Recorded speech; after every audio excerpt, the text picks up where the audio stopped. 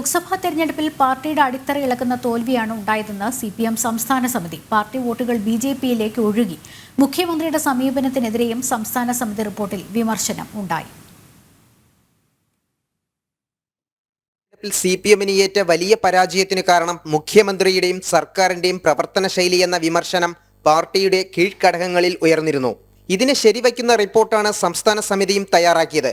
ലോക്സഭാ തെരഞ്ഞെടുപ്പിലെ തോൽവി പാർട്ടിയുടെ അടിത്തറ ഇളക്കുന്നുവെന്നാണ് വിലയിരുത്തൽ.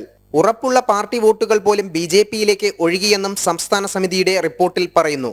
ബൂത്ത് ഏജന്റുമാർ ഇല്ലാതിരുന്ന സ്ഥലങ്ങളിൽ പോലും BJPക്ക് വോട്ട് വർദ്ധിച്ചു. അതേസമയം തിരുവനന്തപുരം മേയർ ആര്യ രാജേന്ദ്രന്റെ പക്വതയില്ലാത്ത പ്രവർത്തന ശൈലി തിരുവനന്തപുരം ലോക്സഭാ മണ്ഡലത്തിൽ വോട്ട് ചോർച്ചയുണ്ടാക്കിയെന്ന് CPM ജില്ലാ കമ്മിറ്റി യോഗത്തിലും പരാമർശിക്കപ്പെട്ടു.